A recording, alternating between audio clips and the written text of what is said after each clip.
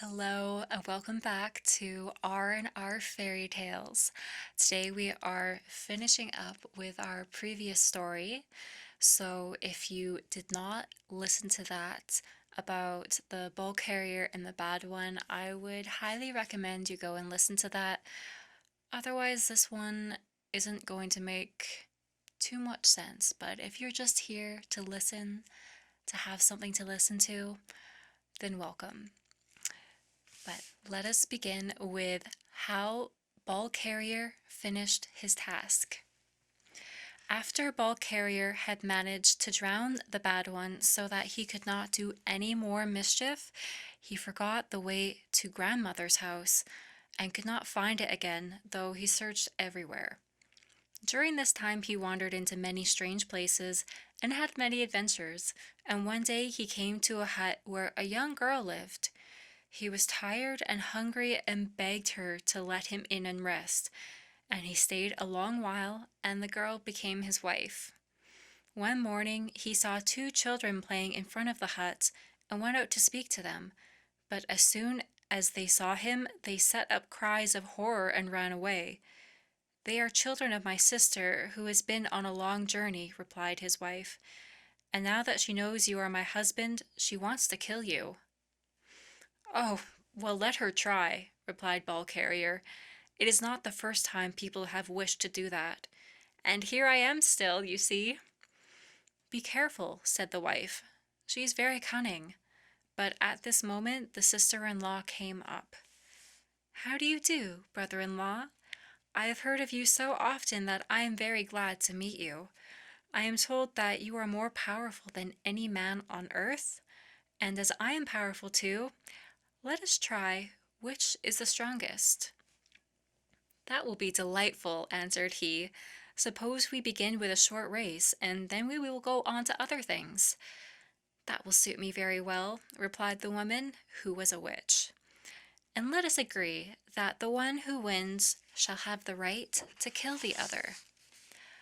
"Oh, certainly," said Ball Carrier, "and I don't think we shall find a flatter horse than the prairie itself. No one knows how many miles it stretches. We will run to the end and back again." This being settled, they both made ready for the race, and Ball Carrier silently begged the good spirits to help him and not to let him fall into the hands of this wicked witch.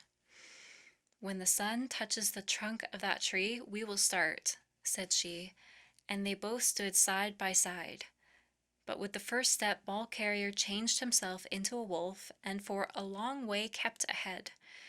Then gradually he heard her creeping up behind him, and soon she was in front. So Ball Carrier took the shape of a pigeon and flew rapidly past her, but in a little while she was in front again, and at the end the prairie was in sight. "A crow can fly faster than a pigeon," thought he, and as a crow he managed to pass her and held his ground so long that he fancied she was quite beaten. The witch began to be afraid of it too, and putting out all her strength slipped past him. Next he put up the shape of a hawk, and in this form he reached the bounds of the prairie, he and the witch turning homewards at the same moment. Bird after bird he tried, but every time the witch gained on him and took the lead. At length the goal was in sight, and Ball Carrier knew that unless he could get ahead now, he would be killed before his own door, under the eyes of his wife. His eyes had grown dim from fatigue, his wings flapped wearily and hardly bore him along, while the witch seemed as fresh as ever. What bird was there whose flight was swifter than his? Would not the good spirits tell him? Ah, of course he knew. Why had he not thought of it at first and spared himself all that fatigue? And the next instant a hummingbird, dressed in green and blue, flashed past the woman and entered the house. The witch came panting up, furious at having lost his race which she felt certain of winning, and Ball Carrier, who had by this time changed back into his own shape, struck her on the head and killed her. For a long while Ball Carrier was content to stay quietly at home with his wife and children, for he was tired of adventures and only did enough hunting to supply the house with food. But one day he happened to eat some poisonous berries that he had found in the forest and grew so ill that he felt he was going to die. "When I am dead, do not bury me in the earth," he said, "but put me over there, among that clump of trees." So his wife and her 3 children watched him as long as he was alive, and after he was dead, they took him and laid the body on a platform of stakes which they had prepared in the grove. And as they returned weeping to the hut, they caught a glimpse of the ball rolling down the path back to the old grandmother. One of the boys sprang forward to stop it, for Ball Carrier had often told them how the tail had helped him to cross the river, but it was too quick for him, and they had to content themselves with the war club and bow and arrows, which were carefully put away. By and by some travelers came past. The chief among them asked to marry Ball Carrier's daughter. The mother said she must have a little time to think it over, as her daughter was still very young, so it was settled that the man should go away for a month with his friends and then come back to see if the girl was willing. Now, ever since Ball Carrier's death, the family had been very poor and often could not get enough to eat. One morning the girl, who had no supper and no breakfast, wandered off to look for cranberries, and though she was quite near home, was astonished at noticing a large hut, which certainly had not been there when last she had come this way. No one was about, so she ventured to peep in, and her surprise was increased at seeing, heaped up in one corner, a quantity of food of all sorts, while a little robin redbreast stood perched on a beam looking down upon her. "It is my father, I am sure," she cried, and the bird piped up in answer. From that day, whenever they wanted food, they went to the hut, and though the robin could not speak, he would hop on their shoulders and let them feed him with the food that they knew he liked best. When the man came back, he found the girl looking so much prettier and fatter than when he had left her, that he insisted that they should be married on the spot, and the mother, who did not know how to get rid of him, gave in. The husband spent all his time in hunting, and the family had never had so much meat before, but the man, who had seen for himself how poor they were, noticed with amazement that they did not seem to care about it or to be hungry. They must get food from somewhere, he thought, and one morning, when he pretended to be going out to hunt, he hid in a thicket to watch. Very soon they all left the house together and walked to the other hut, which the girl's husband saw for the first time, as it was hid in a hollow. He followed and noticed that each one went up to the redbreast and shook him by the claw, and then he entered boldly and shook the bird's claw too. The whole party afterwards sat down to dinner, after which they all returned to their own hut. The next day the husband declared that he was very ill and could not eat anything, but this was only a pretense so that he might get what he wanted. The family were all very much distressed and begged him to tell them what food he fancied. "Oh, I could not eat any food," he answered every time, and at each answer his voice grew fainter and fainter, till they thought he would die from weakness before their eyes. "There must be something you could take, if you would only say what it is," implored his wife. "No, nothing, nothing, except perhaps, but of course that is impossible." "No, I am sure it is not," replied she. "You shall have it, I promise. Only tell me what it is." "I think, but I could not ask you to do such a thing. Leave me alone and let me die quietly." "You shall not die," cried the girl, who was very fond of her husband, for he did not beat her as most girls' husbands did. Whatever it is, I will manage to get it for you.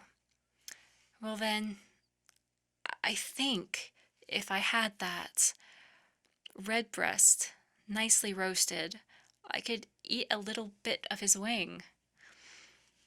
The wife started back in horror at such a request, but the man turned his face to the wall and took no notice, as he thought it was better to leave her to herself for a little. Weeping and wringing her hands, the girl went down to her mother. The boys were very angry when they heard the story and declared that if anyone were to die, it certainly should not be the robin. But all that night the man seemed to be getting weaker and weaker, and at last, quite early, the wife crept out and, stealing to the hut, killed the bird and brought him home to her husband. Just as she was going to cook it, her two brothers came in. They cried out in horror at the sight and, rushing out of the hut, declared that they would never see her any more. And the poor girl, with a heavy heart, took the body of the redbreast up to her husband. But as soon as she entered the room, the man told her that he felt a great deal better, and that he would rather have a piece of bear's flesh, well boiled, than any bird, however tender. His wife felt very miserable to think that their beloved redbreast had been sacrificed for nothing, and begged him to try a little bit. "You felt so sure that it would do you good before," said she, "that I can't help thinking it would quite cure you now." But the man only flew into a rage and flung the bird out the window. Then he got up and went out.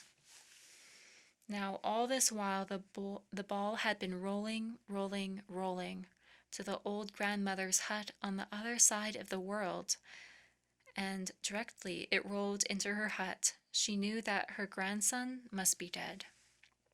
Without wasting any time, she took a fox skin and tied it round her forehead, and fastened another round her waist, as witches always do when they leave their own homes. When she was ready, she said to the ball, "Go back the way you came, and lead me to my grandson." And the ball started with the old woman following. It was a long journey, even for a witch, but, like other things, it ended at last, and the old woman stood before the platform of stakes where the body of the ball carrier lay. "Wake up, my grandson. It is time to go home," the witch said, and Ball Carrier stepped down off the platform and brought his club and bow and arrows out of the hut and set out for the other side of the world, behind the old woman. When they reached the hut where Ball Carrier had fasted so many years ago, the old woman spoke for the first time since they had started on their way. "My grandson, did you ever manage to get that gold from the bad one?" "Yes, grandmother, I got it." "Where is it?" she asked. "Here, in my left armpit," answered he. So she picked up a knife and scraped all the gold which had stuck to his skin, and which had been sticking there ever since he first stole it. After she had finished, she asked again, "My grandson, did you manage to get that bridge from the bad one?" "Yes, grandmother, I got that too," answered he. "Where is it?" she asked, and Ball Carrier lifted his right arm and pointed to his armpit. "Here is the bridge, grandmother," said he. Then the witch did something that nobody in the world could have guessed that she would do. First, she took the gold and said to Ball Carrier, "My grandson, this gold must be hidden in the earth, for if people think they can get it when they choose, they will become lazy and stupid. But if we take it and bury it in different parts of the world, they will have to work for it if they want it. And then we'll only find a little at a time." And as she spoke, she pulled up one of the poles of the hut, and Ball Carrier saw that underneath was a deep, deep hole, which seemed to have no bottom. Down this hole she poured all the gold, and when it was out of sight, she ran it all over the world, where people that dig hard sometimes find it. And after that, she was done and put the pole back down. Next, she lifted down a spade from a high shelf where it had grown quite rusty and dug a very small hole on the opposite side of the hut. Very small, but very deep. "Give me the bridge," said she, "for I am going to bury it here. If anyone was to get hold of it and find that they could cross rivers and seas without any trouble, they would never discover how to cross them for themselves. I am a witch, and if I had chosen, I could easily have cast my spells over the bad one and made him deliver them to you the first day you came into my hut. But then you would never have fasted and never have planned how to get what you wanted and never have known the good spirits and would have been fat and idle to the end of your days. And now go, in that hut, which you can see just far away, live your father and mother, who are old people now and need a son to hunt for them. You have done what you can and what you were set out to do, and I need you no more." Then Ball Carrier remembered his parents and went back to them. Thank you so much for listening once again, and I hope that you enjoyed the story of the Ball Carrier.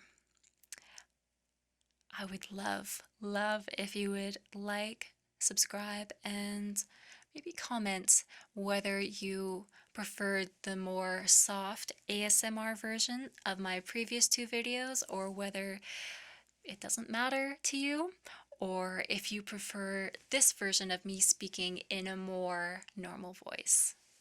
I would love your feedback for that. In any case, thank you so much, and we will see you again.